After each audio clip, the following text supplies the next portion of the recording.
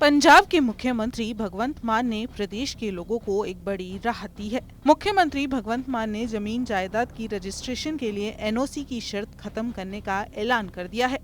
सरकार ने कहा कि किसी भी किस्म की जमीन जायदाद की रजिस्ट्री के लिए सर्टिफिकेट की शर्त को खत्म किया जा रहा है और इस संबंध में जानकारी देते हुए मुख्यमंत्री ने कहा कि ये फैसला बड़े जनहित में लिया गया है। पंजाब के मुख्यमंत्री भगवंत मान ने कहा कि ये फैसला इसलिए किया गया है ताकि आम लोगों को किसी भी किस्म की परेशानी ना हो। मुख्यमंत्री भगवंत मान ने कहा कि इस फैसले के लिए कानूनी प्रक्रिया की जांच परख पहले ही हो गई है और इस बारे में अन्य विवरण जल्दी साझा किए जाएंगे। भगवंत मान ने कहा कि ये फैसला आम लोगों के साथ मशवरे के बाद लिया गया है और इन लोगों को इसका बड़ा फायदा भी होगा। एक होर अज खुशखबरी की गल है। अज ही सवेरे मैं दिल्ली तो चलण तो पहला मैं सोच रहा सी, मेरे को अफसर मैं बुलाए हुए थे, नाल ही रहिंदे अफसर, क्योंकि मुख्यमंत्री जो चलता अफसर नाल चलते हैं, कोई भी डिसीजन मौके पर लेना पै सकता है। तो जिन्नियां भी रजिस्ट्रियां होणगियां, जिस किस्म दी भी रजिस्ट्रियां होणगियां, सारियां तो एनओसी खत्म।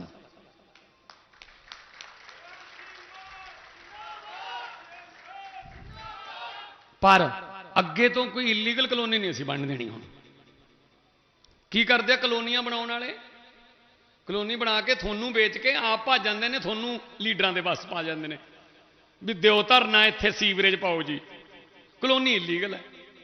दिओ धरना इत्थे बिजली पाओ, दिओ जी, दिओ धरना मीटर नहीं लग रहे, ठीक है, तू पहला जो कर गए।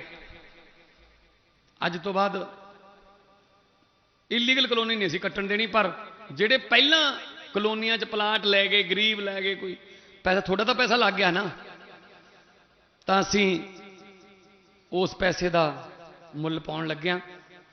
कोई गल नहीं, 2 4 5 10 50 100 कलोनी वालियां भी फायदा हो जू, मेरी इलीगल कलोनी बिक गई, चलो कोई नहीं, खुश हो ले, 5 दिन 10 दिन महीना 2 महीने, अगली भी कट्टूगा। फिर आना तो फिर पुलां दे हेठ ही है पानी ने ना, अगली बारी फिर असीं कहांगे कि पहला एक इलीगल कट्टी हुई है, पहला वाली दा हिसाब कर पहला, पर थोनू असीं रजिस्ट्रियां वास्ते रोक दें।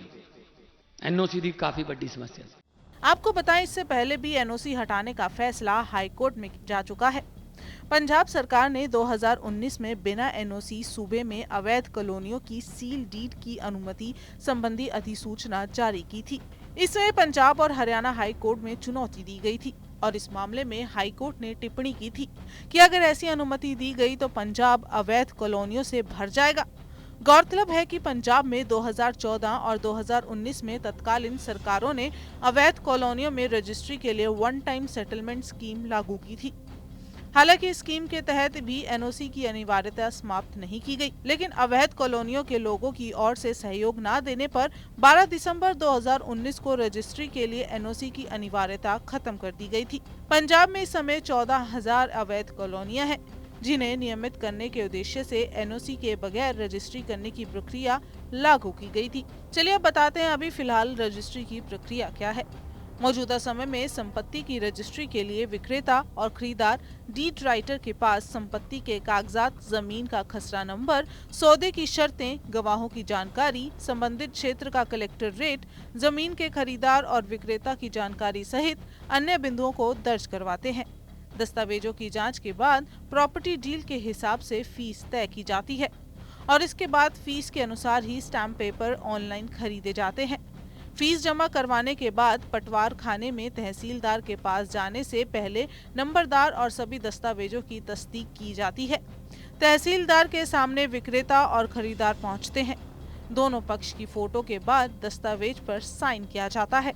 तहसीलदार की मुहर लगते ही रजिस्ट्री हो जाती है और इसके बाद अंत में हस्तांतरण होता है, जो राजस्व रिकॉर्ड में संपत्ति को नए मालिक के नाम पर दर्ज कर देता है।